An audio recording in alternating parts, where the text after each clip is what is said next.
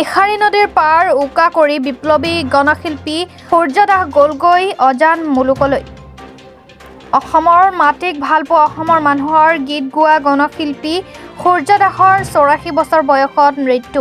কামপুৰ তেতেলীখৰাত জন্মগ্ৰহণ কৰি অসমৰ শিল্পী জগতত উজ্জ্বল নক্ষত্ৰৰূপে পৰিগণিত হৈ ২১ ডিচেম্বৰত মৃত্যু হোৱা শিল্পীগৰাকীৰ মৃত্যুত আজি কঠীয়াতলী তিৱা আঞ্চলিক ছাত্ৰ সন্থা আৰু কঠীয়াতলী ৰাইজে সমূহীয়াকৈ শ্ৰদ্ধাঞ্জলি জ্ঞাপন কৰি তেখেতৰ আত্মাৰ সদগতিৰ বাবে ভগৱানৰ ওচৰত প্ৰাৰ্থনা কৰাৰ লগতে শোক সন্তপ্ত পৰিয়ালবৰ্গলৈ সমবেদনা জ্ঞাপন কৰে। কঠীয়াতলীৰ পৰা ঘনকান্ত বৰাৰ ৰিপৰ্ট।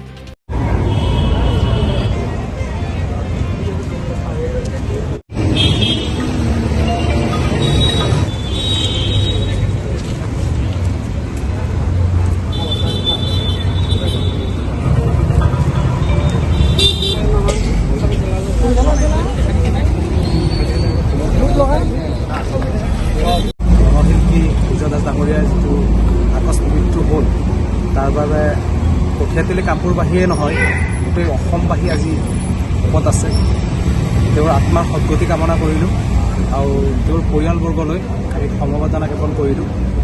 আৰু আমি কঠীয়াতলী তিৱা ছাত্ৰ সন্থাৰ বিষয়ববীয়াসকল আৰু অঞ্চলবাসী হৈ পেলাই আমি এটা চিন্তা কৰিছোঁ যে কঠীয়াতলীতে তেওঁৰ এটা প্ৰতিমূৰ্তি স্থাপন কৰিম আমি আৰু অতি সোনকালে ইয়াৰ আমি কাম হাতত ল'ম। আজি আমি সদৌ তিৱা ছাত্ৰ সন্থা কঠীয়াতলী আঞ্চলিক সমিতিৰ তথা সমগ্ৰ কঠীয়াতলী অঞ্চলৰ ৰাইজৰ সহযোগত আমাৰ গণকণ্ঠশিল্পী সূৰ্য দাস দেৱৰ যি যোৱাকালি অকাল মৃত্যুত হাবুটিলে তেখেতৰ আত্মাৰ সদগতিৰ বাবে আমি কঠীয়াতলী মাছমজিয়াত শ্ৰদ্ধাঞ্জলি কাৰ্যসূচী হাতত লৈছিলোঁ আৰু এই শ্ৰদ্ধাঞ্জলি কাৰ্যসূচী ইতিমধ্যে সমাপ্ত হৈছেহি। তেখেতৰ যি শ্ৰদ্ধাঞ্জলি কাৰ্যসূচীত আমাৰ সমগ্ৰ কঠীয়াতলীবাসী ৰাইজে দলে বলে যোগদান কৰিছে। গতিকে সকলো কঠীয়াতলীবাসীক ৰাইজক মোৰ আন্তৰিকতাৰে ধন্যবাদ জনাইছোঁ।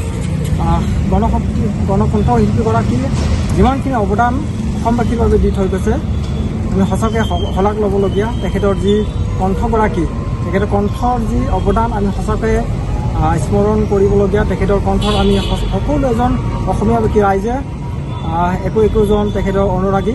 গতিকে তেখেতৰ যি মৃত্যু যোৱাকালি হ'ল সঁচাকৈ খুব মৰ্মান্বিত ঘটনা আমাৰ মাজত হ'লে। গতিকে আমি আশা কৰা নাছিলোঁ তেনে এজন ব্যক্তিক আমি খুব সোনকালে হেৰুৱাই পেলাম। গতিকে আমি সকলোৱে আজি এক চমুকৈ তেখেতৰ এক কাৰ্যসূচী লৈছোঁ।